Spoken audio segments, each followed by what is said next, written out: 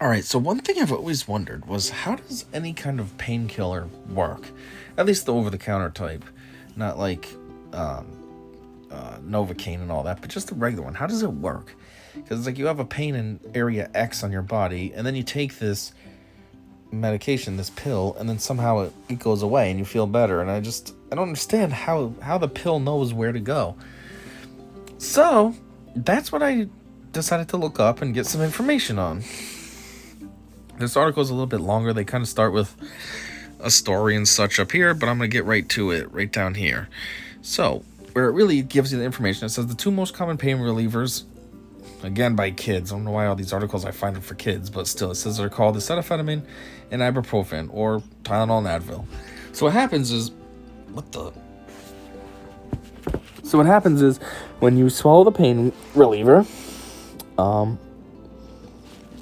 it goes into your stomach to get digested, and then when the painkiller particles are now inside your body and it gets absorbed into your bloodstream, well, now it gets to go through your body into your cells and basically tell them to stop releasing what's that word right there? Prostaglandin.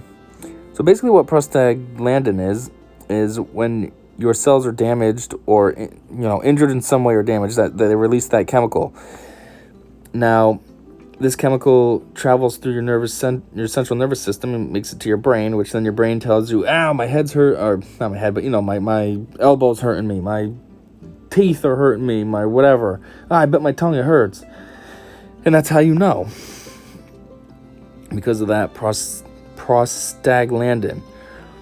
So essentially, when you take Tylenol or ibuprofen or whatever, it blocks those receptors. Yeah, maybe the receptors.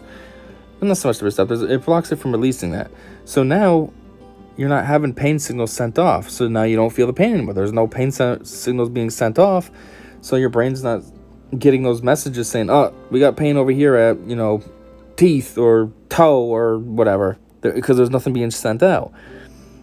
And so that's how this works. Now, obviously, it ends up wearing off because there's only so much of it. It's not constantly, the pain, the Tylenol or whatever that you took isn't everlasting. It eventually wears out. It is only in your bloodstream, so eventually it's going to come out through, just either A, being used up, so to speak, or B, it's going to come out through your urine or whatever, in which case then you take more of whatever that pill was, so that way then you can continue blocking the release of the prostaglandin. But yes, that's basically how it works. And that's why it feels like, so that's why it's able to target wherever you hurt, because technically this stuff is everywhere in your body. Once it gets in your bloodstream, it's everywhere. I mean, your blood is just circulating all throughout your body, so it's technically everywhere. But, if your rest of your body's not hurting you and it's only you got an earache, well, you're going to notice the relief from the earache because nothing else was hurting. But if you had a lot of pain all throughout your body, then you're going to notice a lot of relief because, again, all those cells are stopping to release the prostaglandin. I hate how I'm slow and choppy on that. I just don't know how to say it. But anyways, all those cells are going to be told, "Oh, I got to stop making this," or it's going to be blocked from being able to release it. So that's why you feel better all over the place. So, yeah, it's actually a pretty basic reasoning for how that works. I just never understood how it worked, but that's it. All it is it's blocking a chemical. So it can't get into your central nervous system, so your brain can't detect it and tell you, "Hey, we're feeling uncomfortable over here. You might want to look into that." Can I click on this? It's highlighted. Oh, so let's see. We can get a little bit more information. Prostaglandin is any of a class of unsaturated fatty acids that are involved in the contraction of smooth muscle, the control of inflammation and body temperature, and many other physiological functions. Don't understand why. I guess that would make sense why cells would release that then, because it says, oh, come on.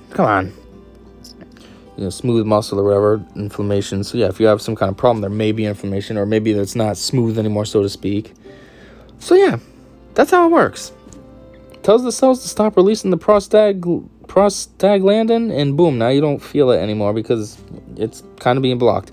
Which in a sense, that's what I always say. That's why I don't really like to take pain relievers. Yeah, I know it would make you feel better, but I don't like to take it because I've always said all it's doing is masking it. The problem is still there, and if anything, you're gonna make the problem worse because now you don't feel the pain anymore. So you think, oh, my shoulder's not hurting, and you're gonna go crazy and make it worse.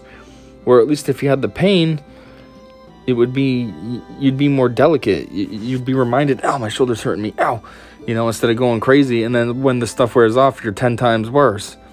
Because that's exactly what's happening. This even says it right here. It's just blocking. It's just blocking the pain from being able to be released. But it doesn't mean it's gone. But anyways, yeah, that's it. So that's cool. I hope if you stuck this out with me, you learned something like I did. And until the next one, I hope you already know. I said see ya.